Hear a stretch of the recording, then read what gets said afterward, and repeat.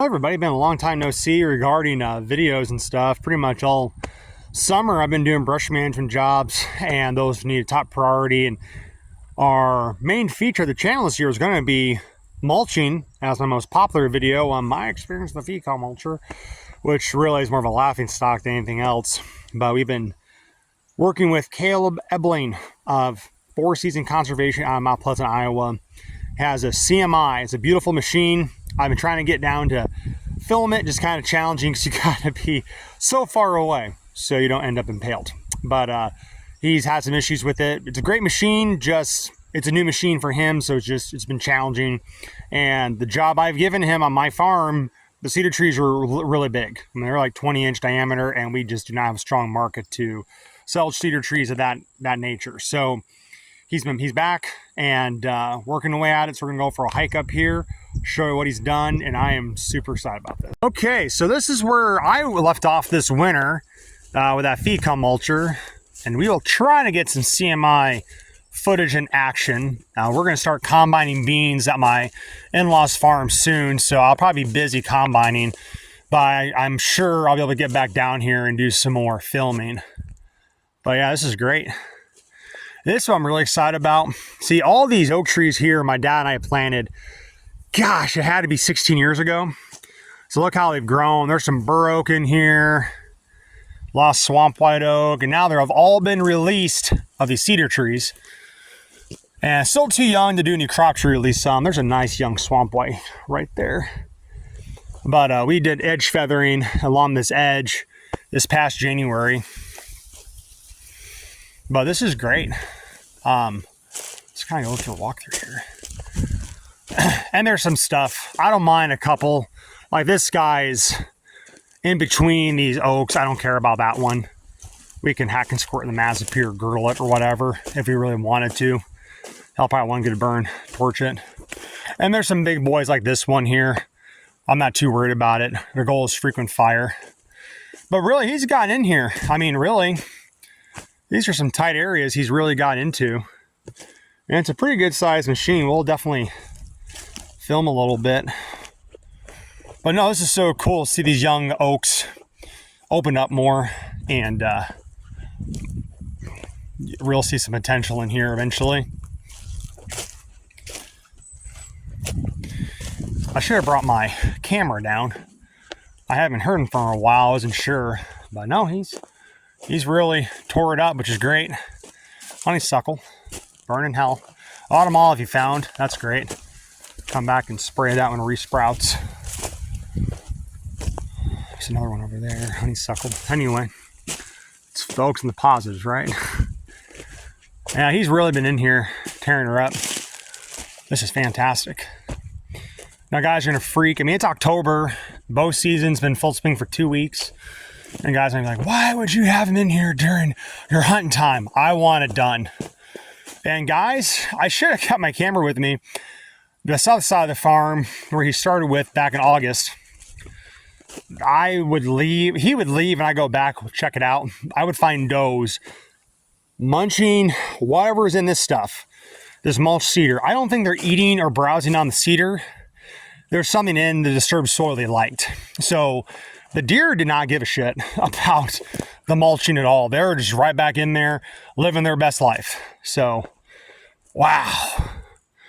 This is so cool.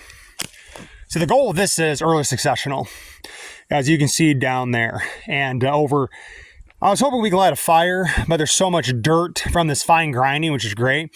Probably won't go for a few years. Wait for this mulch to settle down, but also let that mulch settle down, but get some new growth. Like the cedar trees we sheared about back in 21, it's just now ready for a burn. So let's take a pause here and we'll kind of get over there.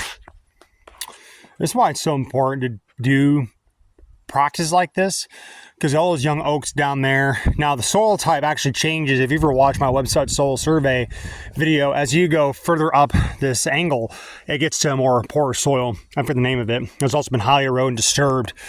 But you know, you can open this stuff up, create better bedding, better browse. Because again, I point out to guys like, yeah, sure, over here, there's some sunlight, because some browse, because we opened up that from the edge feathering back this summer and got that started on. But like over here, there has been no disturbance. It's all, you know, open. There's no good bedding. There's no good browse. There's nothing there. But another key thing, see, the only thing that grows in here is this freaking honeysuckle, which will come back and just spot spray and keep an eye on it. There's 2 so far. There's another one. There's another one. We found 6 or 7 in this couple acres up here already. There's another one right here in front of me. So, you know, we have to, you open this stuff up, you're going to attract, or the invasives are going to blow up if you have sunlight. But if you don't manage parts of your farm, it gets away from you, then you have a honeysuckle nightmare. I mean, look at this big old thing. He knocked down this mulcher. So it's really important to stay on top of this stuff, so that we have better habitat in the future, better bedding, better browse, better nesting habitat, better brooding habitat, better oak regeneration. There's all these benefits. See, people freak out and go, oh my God, it's so open, you're gonna hate this. You see that blue stem over there? That came up naturally. That was just being undisturbed for years, and that blue stem has been growing up here, no herbicides, nothing, it just came back. So imagine what's gonna grow here in the next 3 to 5 years. You gotta have imagination. You have to have imagination when it comes to habitat management. Just because it's not on someone's YouTube channel, moi, or a magazine or a blog post or someone, does not mean it won't be successful. Sure, I can see quite a ways, but in 3 to 5 years from now, it's going to be dramatically different. Dramatically different. And this is where it gets really fun. This is all the big stuff he's going to mulch. I rather sell than cedar trees, but I have not found a great market for cedar trees at all. I know some guys in Southwest swear up and down they're great posts, but we actually get more rainfall. And my understanding is cedar trees that are grown in wetter environments do not make good fence posts. I don't even know if they make good. This is just me talking on my butt. I don't even know if they make really good cabinetry stuff. Grown in a wetter environment. Southeast Iowa typically has more rainfall than the rest of Iowa. And I talk to local farmers around here. They hate cedar trees for fencing. They hate it. So I'm getting paid to tear it down. I'm going to get paid to tear it down. Because really the goal is this young oak timber.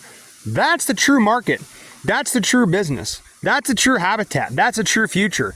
What have I gained for 20, 30 years of cedar trees? Nothing. We could have had this across the whole farm. Part of my poor lighting choices.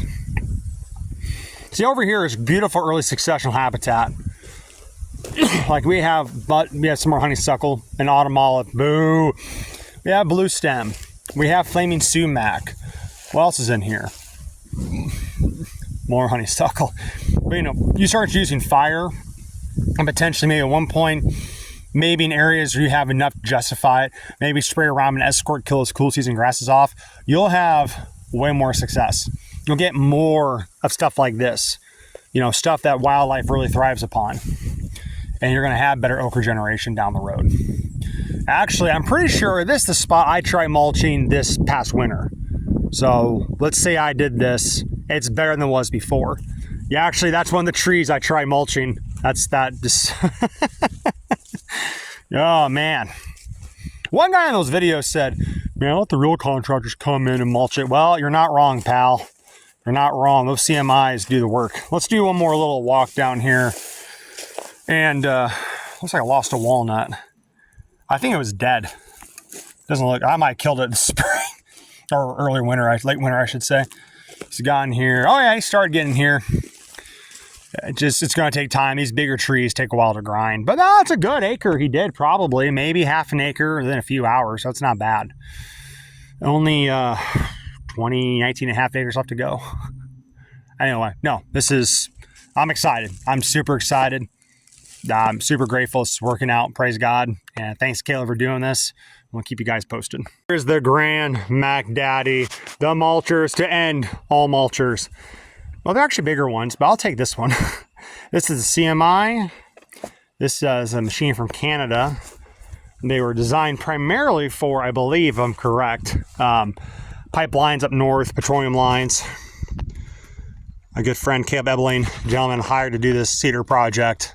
bought this, as he said, just for me, which I'm like, oh my, I'm honored. But no, C175.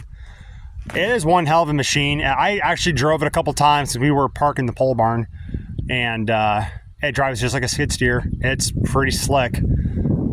I don't know too much about it. I do know there's 3 hydraulic pumps, which I think is really cool. That way it maintains a better temperature. It's not one pump running everything. One pump for the attachment, one pump for the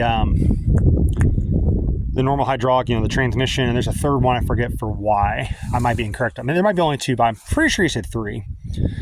Let's check out these bad boys down here. Look at that. That's quite the teeth work down there, buddy.